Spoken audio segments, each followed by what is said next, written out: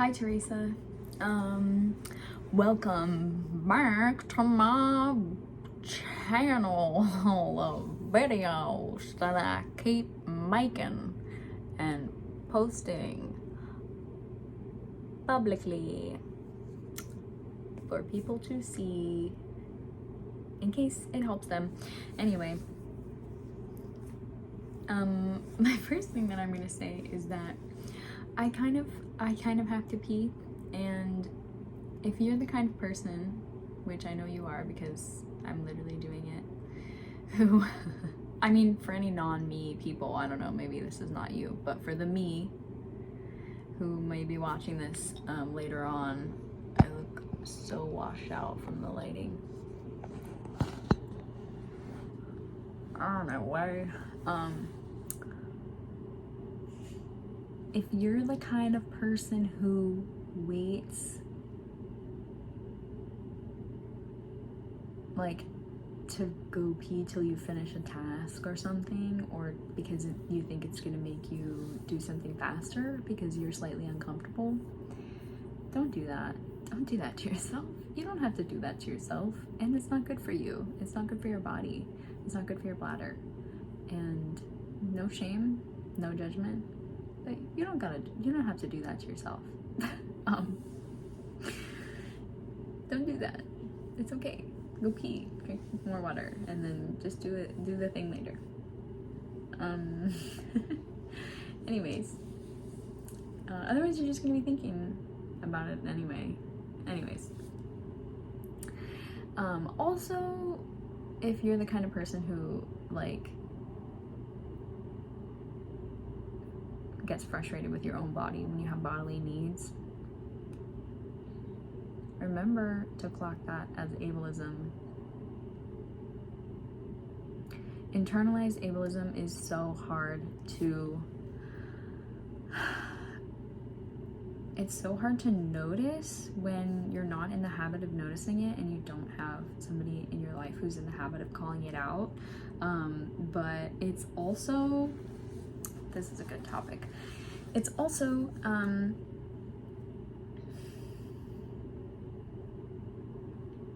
what was I gonna say? Oh my gosh. My brain jumps around and I lost track. Hold on. Internalized ableism. And then I was talking about,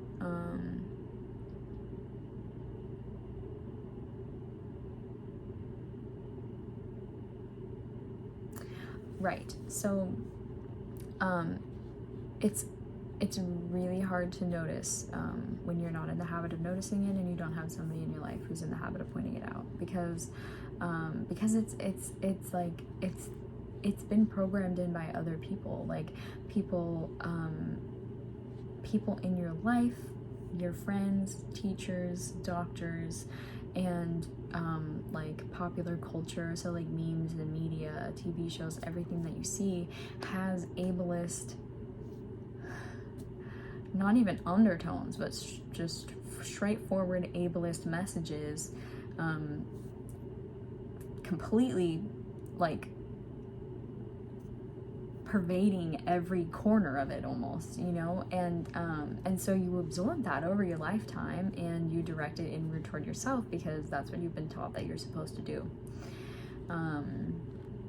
But you actually don't have to do that, and it's really strange because when you start to think about the ways that your shortcomings might have been outside of your control, mistakes that you made or flaws that you have, especially if it comes to like, oh, responsibility, laziness, procrastination. These terms actually carry a lot of ableist programming and capitalist programming, because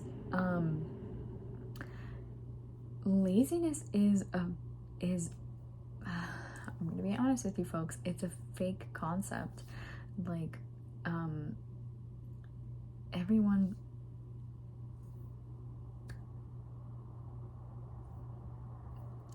who who can put effort in wants to, like, naturally, and if they don't want to, that's also a disability. So I'm just gonna lay that out there right there. And if they like have trouble getting the motivation and the momentum to, like, the actual, you know, catalyzing energy, the physical energy that, like, sends you into motion or, like, changes your, you know, it's enough to overcome inertia. Inertia is like a resistance to changing from motion to standing still. For autistic people, we talk about inertia a lot because it can be hard to transition between tasks, or from one gear to the other, so to speak. And so it's meshes really well with the idea of, I forgot the word. Okay, I have ADHD, and this is apparently kind of a struggle day, or a struggle time of day, I don't know, when I chose to record this video. So you're going to see the symptoms of my amnesia and the symptoms of my ADHD, and that's embarrassing because I know that it's gonna be hard not to feel frustrated when I watch this back.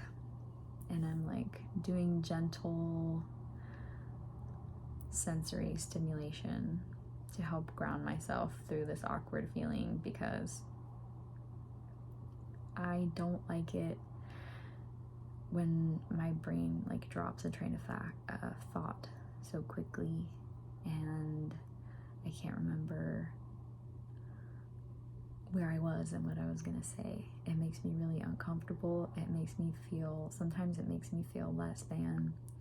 Sometimes it makes me feel like I'm just not as smart as other people, or my capacity is less, or that the time wasted waiting for me to try to recover my thought is too much of a cost to pay to hear the rest of my thoughts, you know, and what I actually wanted to say, what I wanted to be heard, you know.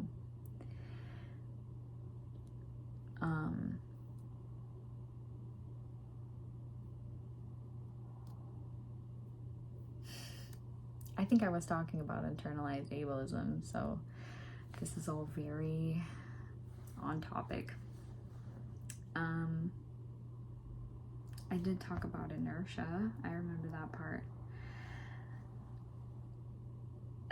Okay, this is fun. This is hard because I know when I watch this back, I'm gonna be feeling, I don't know, maybe me in the future watching this back will feel really patient, and maybe they will be enjoying every minute of this. Maybe they, in the future, are going to be laughing and smiling and then seeing me get a little stressed, and maybe even thinking, that's a bummer, Theresa. You didn't have to feel stressed. There was no reason. Actually, everything is okay, and you're right that you deserve to take up the space that you require to have your voice and your thoughts be heard. For any non-me people watching this video, I hope you also hear that message. You deserve the space that it takes for your voice to be heard. If it feels like it's a lot of space, or if it feels like it's not much space at all, and that feels wrong, you deserve to be heard in full. Every part of you deserves to be heard and cared for, and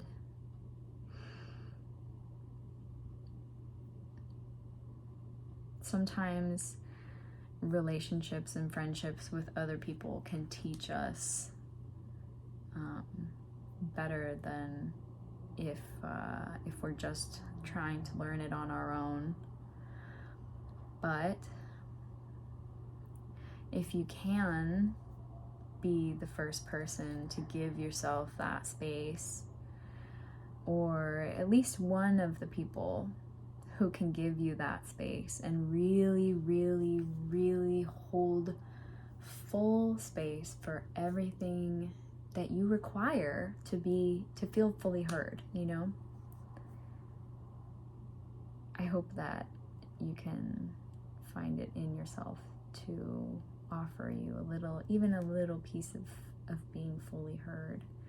Being heard in something that maybe doesn't feel like it deserves to be heard, or it feels too hard.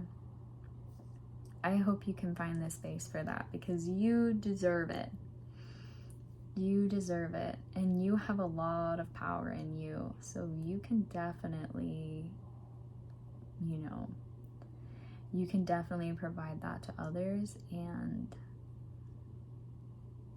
in pieces, maybe in baby steps, or hopefully one day, maybe just eventually. I hope that you can also, learn to offer that to yourself more and more. And yeah, maybe Theresa in the future is enjoying this and wishes that I would be more patient with myself too. So that's what I'm trying to do. I bet you noticed. I hope it's working on you too.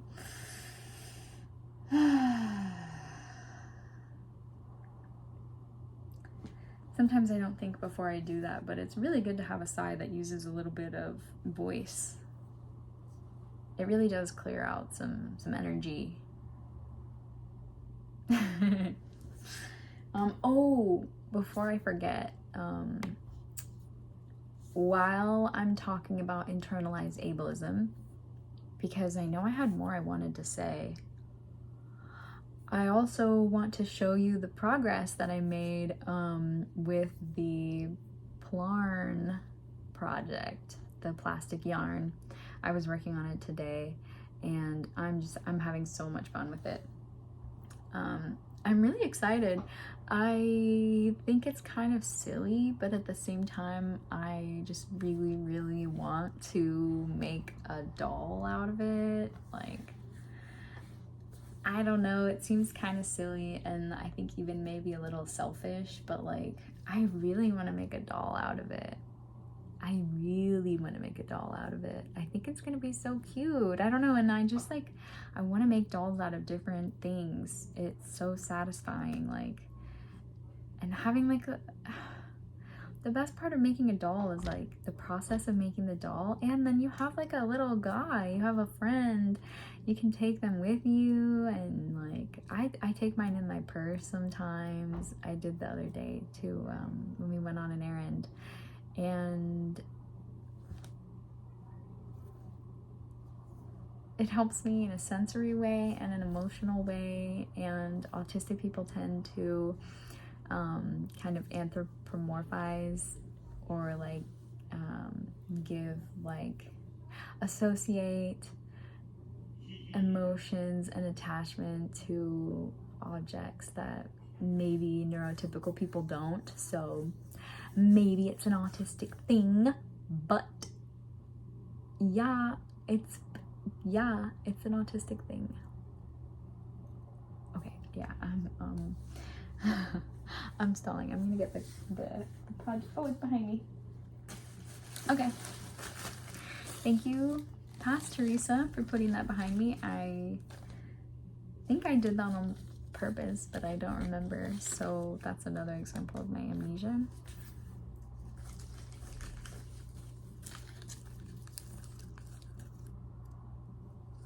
Ta-da! I'm gonna tuck this in. I have to work that in.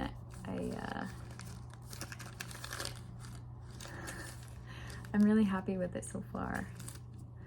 This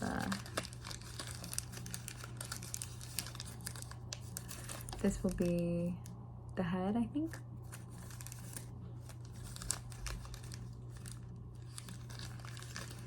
it's a little bigger than I expected, but it was a little difficult to close up the magic ring that I used at the beginning, because these type of grocery bags do like stretch and like pull, you know, and become like thinner and weaker. So I didn't want it to just break, or like even like stretch and rip. So anyways, I'm really happy with how it is coming. Like the texture just feels very visually stimulating, and sensory stimulating. I really like the feeling of it. It's almost like weaving a little basket or something, you know. And I think it would be really fun to make little baskets or water bottle holders out of it, because yeah, that would be neat. And yeah, so I do want to talk about internalized ableism, and I want to say that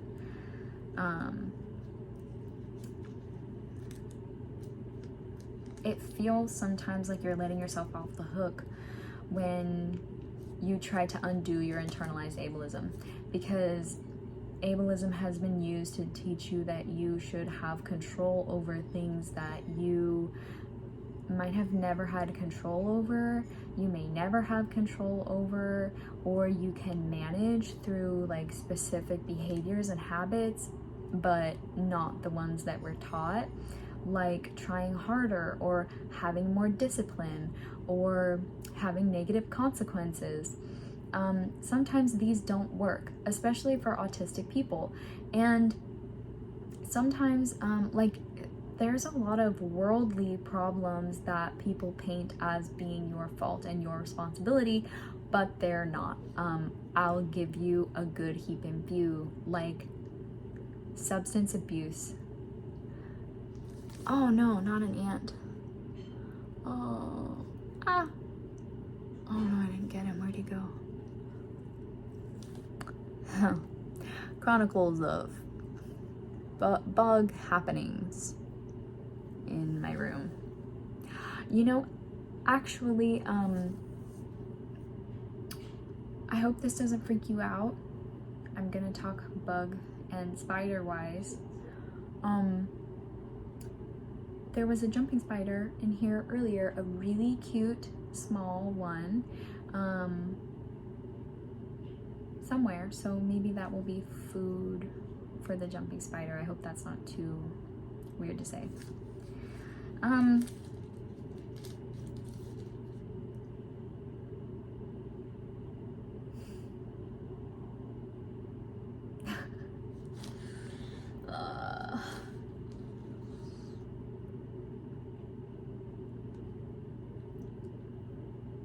It's hard to talk about this stuff because it still feels vulnerable, even though I'm like doing my best to talk about it as, I don't know, unemotionally or invulnerably as I probably can. Like, I don't know if you can read it, but I have like all my walls up, and like I didn't really notice it until right now that I'm thinking about it, and it's tough.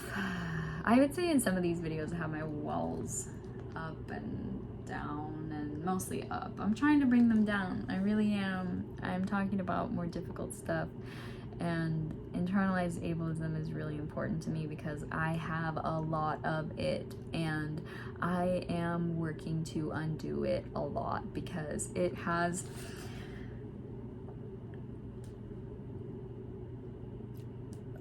wrought havoc on my life and my mental well-being, my body.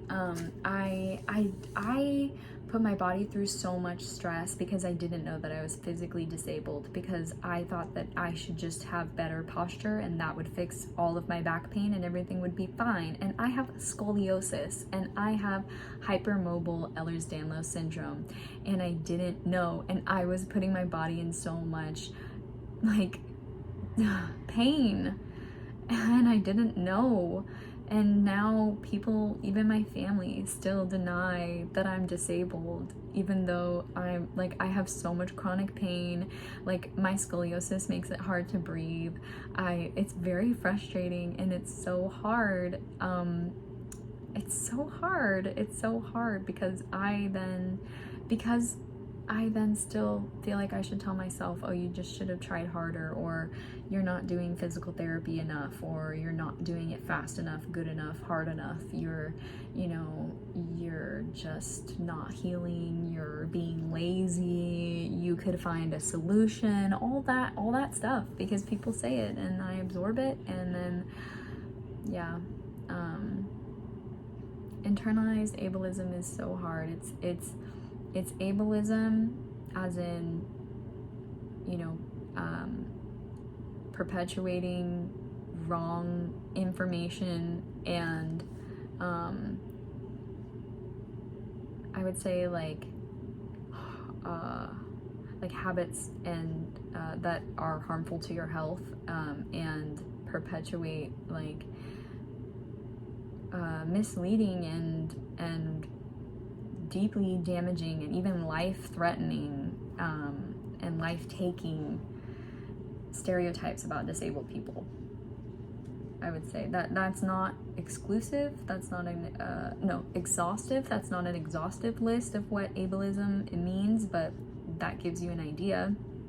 And internalized means you're turning it in on yourself, and you are not allowing yourself to be a human being with flaws and health needs and health risks and possibly disabilities.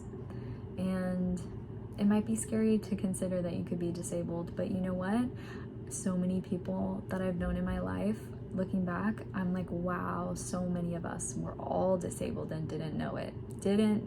So take care of yourself, Theresa. Please remember that internalized ableism is something you work on slowly every day, and it keeps getting better and better. You're not letting yourself off the hook because you push yourself to find accommodations. Letting yourself off the hook is not trying anything new, not trying any accommodations, any avenues, anything, like no forgiveness, no nothing, just,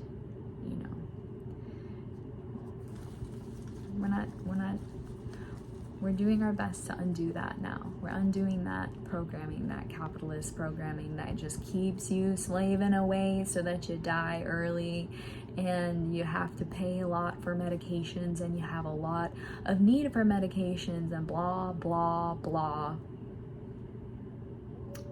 I said that really fast, and now I'm really trying to make sure that I didn't actually say anything with ableist undertones, or like with ableist messaging in those terms, because I don't know, I said that really fast. It's important to think about, and Theresa, if I did say anything that perpetuates ableism in general, then I'm sorry. Thank you for forgiving me, and I'll just keep undoing it chip at a time. Okay. I hope you're taking care of yourself, and don't be ableist. Allow your body to be a body, and allow you to be a body, and allow your body to be your friend, and all those weird cliches. I'm gonna just end it here and say that I really like how my hair looks. And I think I already posted 2 short videos about it, I just realized, so that's fine. That's fine.